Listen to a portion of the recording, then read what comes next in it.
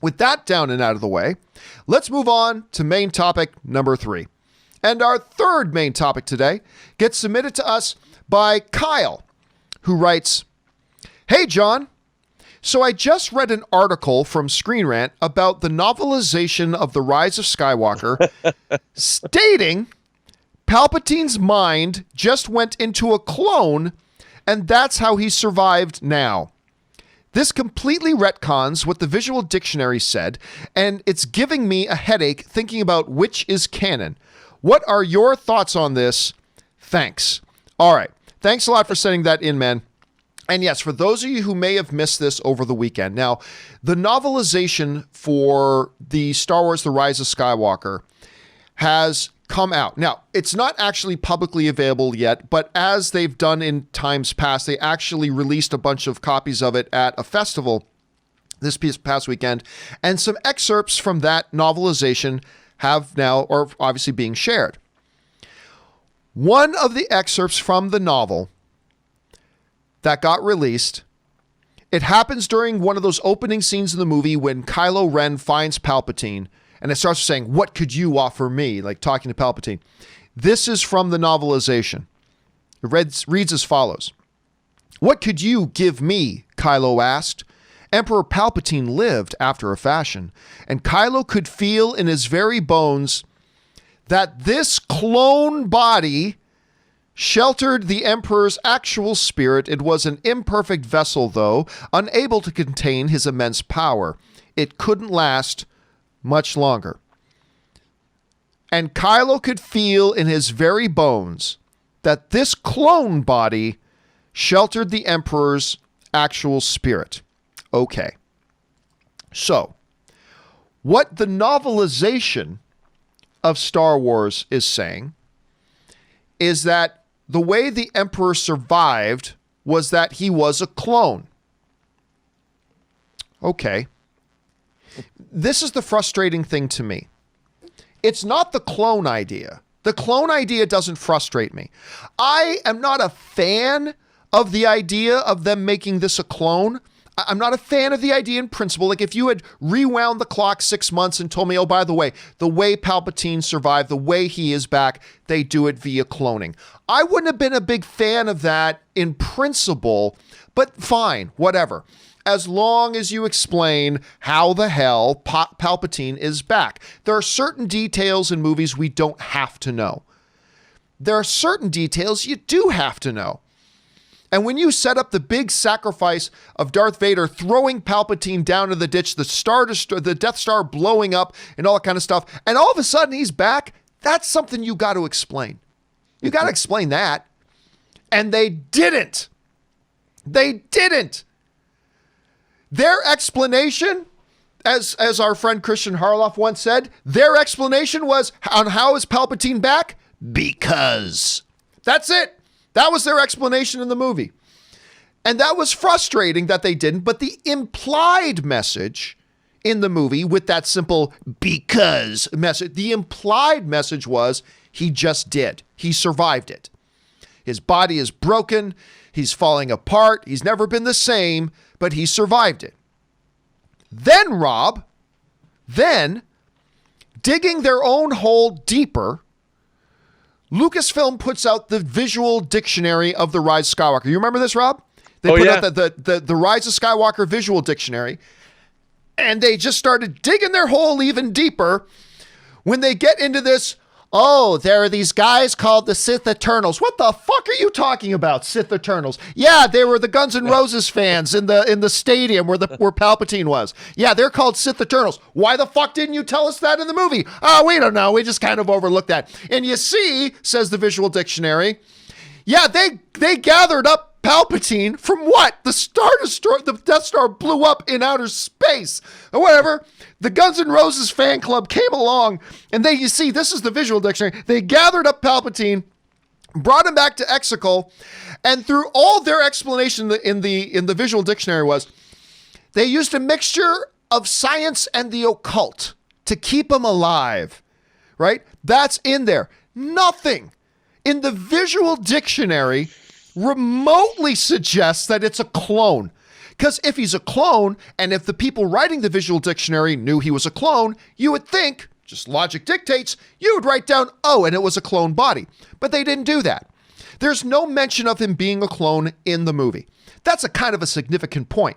There's no mention of him being a clone, even in the fucking Rise of Skywalker visual dictionary. There's still, they mentioned the Guns N' Roses fans, and they mentioned the occult, and they mentioned a lot of vague things, but they just leave it at that. And now, continuing to dig, Lucasfilm pulls another 180, and in the novelization say, oh, he's a clone. Oh, and his body's just withering because the spirit of the Emperor is so powerful that a physical human body can't possibly take it.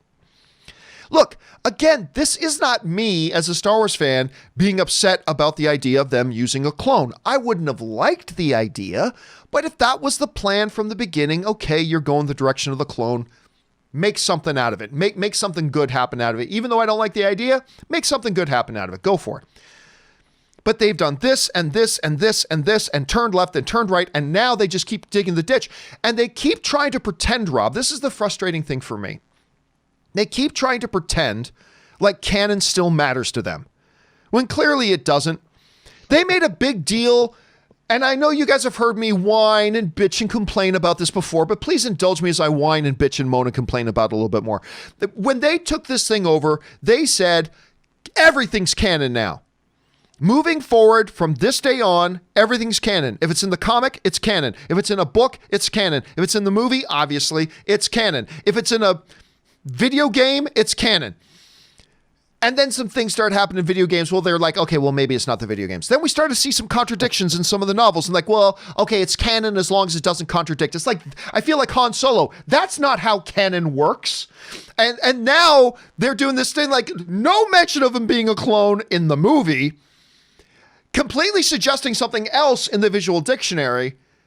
And now the novel comes up. And Rob, I understand the amount of virgin nerdness that I have to have in me to let something like this bother me is astounding. I know. I completely acknowledge that. It's so ridiculous that something as stupid as this gets me riled up. But it just goes to me again, it just goes to show, while I have liked almost all the movies they've put out, except for Rise of Skywalker, this is just another situation to me, again, that shows they don't know what the hell they're doing behind the scenes. That over there, it is a complete madhouse behind the scenes.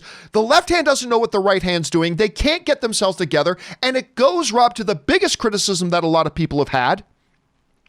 And that biggest criticism has had, there has been no consistent plan. They've lucked out and made a great Force Awakens movie, and some other Rogue One was great, and they made a few other movies that were likable, some not. Some people like them, some people, whatever. But behind the scenes, the biggest criticism has been, you guys have had no plan. And this, to me, this whole, where we're doing it this way in the movie, and then the visual dictionary saying something else, and then the novel saying something else, and by the way, we're still towing this BS line that it's all canon, it just goes to reemphasize the fact that they don't know what they're doing. They have no direction. They have no plan. They're flying by the seat of their pants.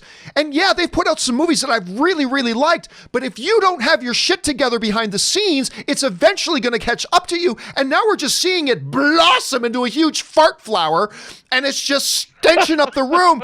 And it's bothering me, dude. It is bothering me. I don't know. Maybe, again, the amount of virgin nerdness is in such display right now. I get it, I am, but I don't know, Rob, you see this. Am I making too big of a deal out of this? Well, I probably am. But what do you think about this?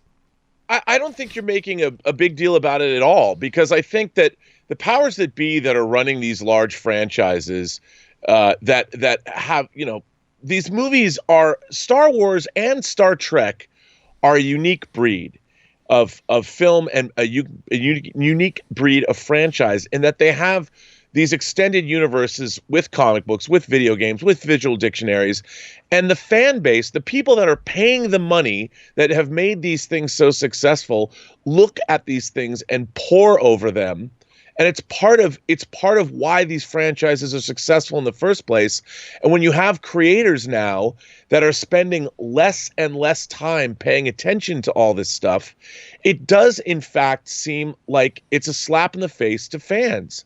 It really is. You're basically disrespecting your audience by doing things like this.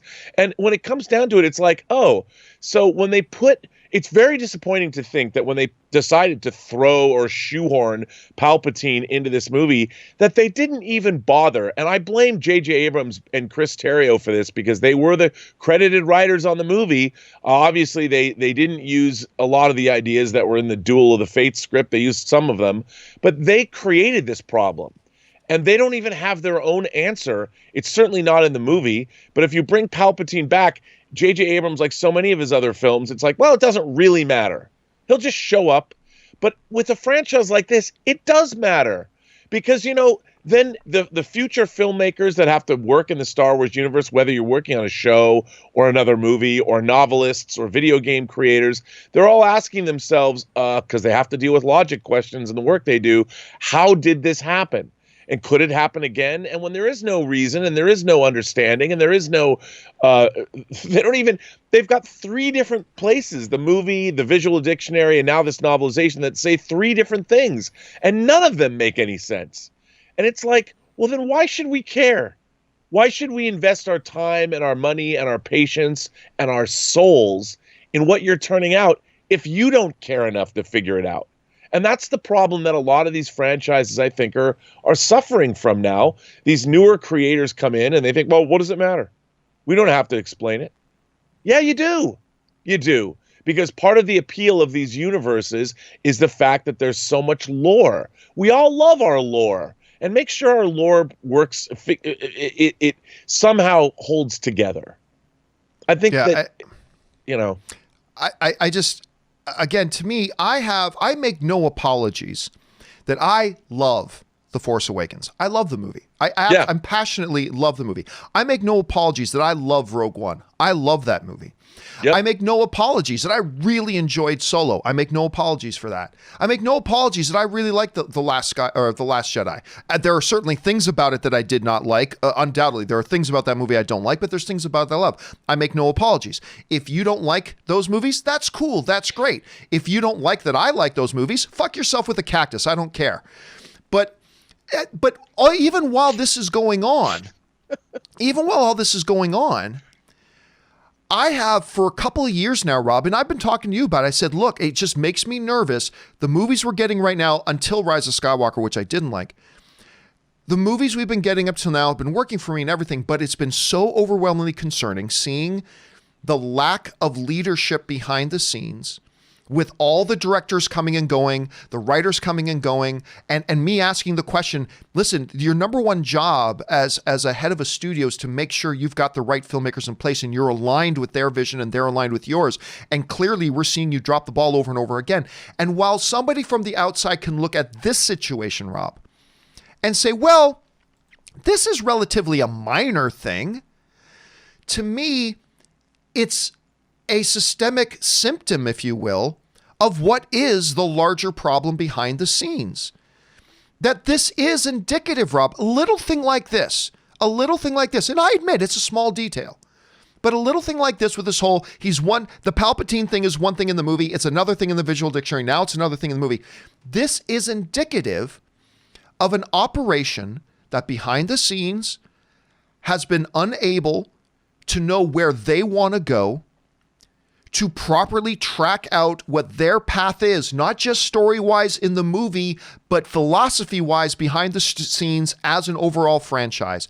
This, to me, just kind of highlights all of that, and it frustrates me. It frustrates me to no end. And who knows, maybe we'll have to see things. Question here is, guys, what do you think about the Palpatine thing? Am I just overwhelmingly overreacting to this? I will admit there is a large possibility of that. Or maybe I'm not. How do you guys think about it? Jump down to the comment section below and let us know your thoughts.